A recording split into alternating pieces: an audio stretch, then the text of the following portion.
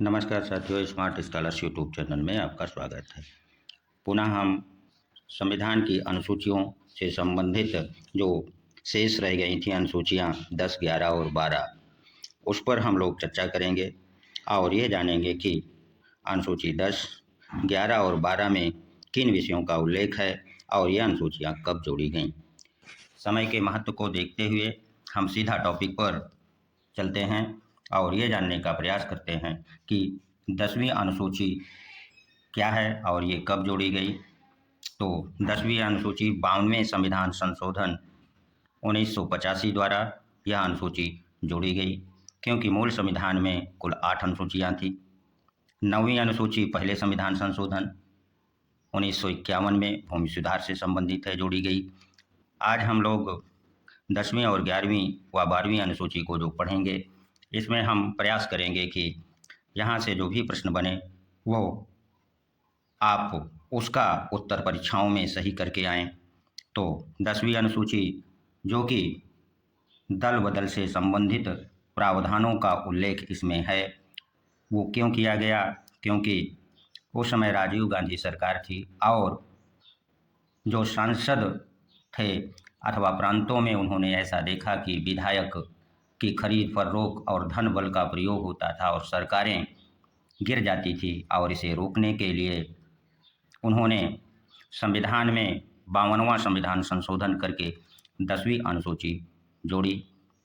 आप लोग कमेंट्स करके बताइए कि यह कार्य तत्कालीन सरकार ने सही किया था या गलत। मुझे लगता है कि यह सही भी था, क्योंकि सरकार जो भी हो, जो जनता द्वारा चुनी गई हो, और वो अस्थायी होनी चाहिए, क्योंकि हमारा आपका पैसा चुनाव में खर्च होता है और जो राष्ट्र के लिए सही नहीं है।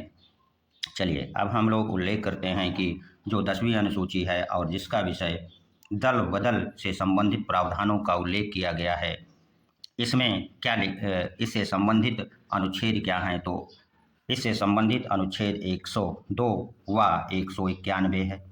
102 अनुच्छेद में संसद के सदस्यों की निहिरताएं हैं, अर्थात अयोग्यता संबंधी प्रावधान 102 में दिया गया है, और जितने भी राज्यों के विधानमंडल हैं उनकी सदस्यों की निहिरताएं, अर्थात उनको कैसे उनकी सदस्यता को समाप्त किया जाएगा, जिसका उल्लेख हमारे संविधान के अनुच्छेद 191 2 के तहत उल्लिखित है।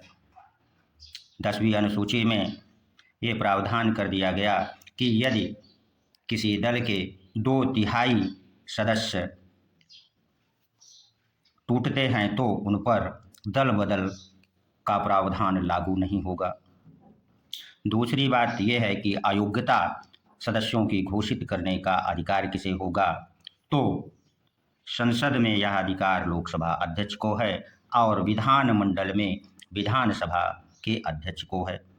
और दल बदल कानून के अंतर्गत यदि लोकसभा अध्यक्ष और विधानसभा के अध्यक्ष द्वारा किसी सदस्य की सदस्यता को अयोग्य घोषित कर दिया जाता है, तो उसके द्वारा जो ये निर्णय लिया जाता है, इसे ना तो हाई कोर्ट में और ना ही सुप्रीम कोर्ट में इसकी न्यायिक समीक्षा हो सकती है। यानी कि अयोग्य घोषित करने का निर्णय जो लोकसभा अध्यक्ष और विधानसभा अध्यक्ष को है, इसकी न्यायिक समीक्षा भी नहीं हो सकती है। यहाँ से प्रश्न बन सकता है, इसलिए इसे आप हेडलाइन कर लीजिए। आप लोगों की डिमांड थी कि सर हम नोट्स कैसे बनाएं, कैसे कम शब्दों में अधिक सी बातों का उल्लेख करें। तो इसके लिए हम PDF सहित नोट्स कैसे बनाई जाती है उसको भी इस वीडियो के माध्यम से दर्शा दिए हैं, और आप चाहें तो वीडियो को रोक करके नोट्स बना सकते हैं। अब चलिए किन आधारों पर दल बदल का ये जो प्रावधान है लागू होगा उसको जान लें। तो यदि स्वेच्छा से कोई सदस्य पार्टी छोड़ता है तब दल बदल का कानून लागू होगा। दूसरा, पार्टी के दिशा निर्देश के विरुद्ध वह मतदान नहीं कर सकता। तीसरा, स्वतंत्र सदस्य जो होगा, निर्दलीय सदस्य, वो किसी पार्टी को नहीं ज्वाइन कर सकता, नहीं तो उस पर भी दल बदल का कानून लागू होगा।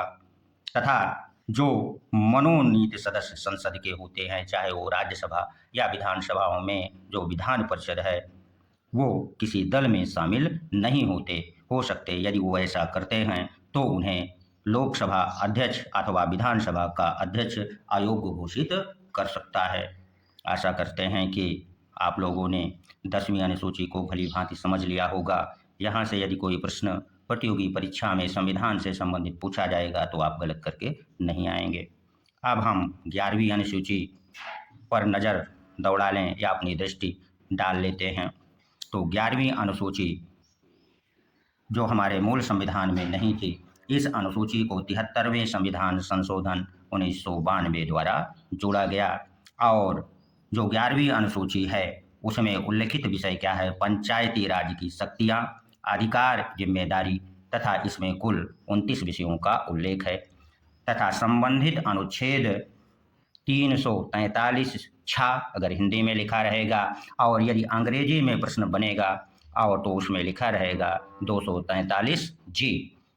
इसका विस्तृत विवरण हम जब स्थानीय शासन को पढ़ेंगे तो वहाँ देंगे। यहाँ पर हम केवल संक्षेप में विवरण दे रहे हैं। चलिए अब हम लोग 12वीं अनुसूची को भी समझ लें कि जो कि बाद में जोड़ी गई वो क्या है। तो 12वीं अनुसूची नगर पालिकाओं की शक्तियां, अधिकार और उनकी जिम्मेदारियों से संबंधित विषयों का उल्लेख जो 12वीं अनुसूची में है, अर्थात नगर प्रशासन के संबंधित 12वीं अनुसूची है। और यह अनुसूची 74वें संविधान संशोधन 1992 द्वारा जोड़ी गई है तथा इससे संबंधित अनुच्छेद जो नगर पालिका से है वह है 243 यदि बा, और यदि अंग्रेजी में लिखा होगा तो 243 डब्ल्यू होगा। आशा करते हैं कि आप लोगों ने अनुसूची 10, अनुसूची 11 व अनुसूची 12 को भली भांति समझ लिए होंगे। और यदि आपको नोट्स बनाना है तो वीडियो को रोक करके आप नोट्स भी बना सकते हैं, क्योंकि हमने पीडीएफ भी इस वीडियो के साथ उपलब्ध करा दिया है ताकि आपको कोई परेशानी ना हो। और अगला जो वीडियो हमारा होगा उसकी थोड़ी सी जानकारी कर दें कि अनुसूचियों से बनने वाले जो महत्वपूर्ण प्रश्न हैं, हम सोच रहे हैं कि उसकी भी एक श्रृंखला शुरू कर दें।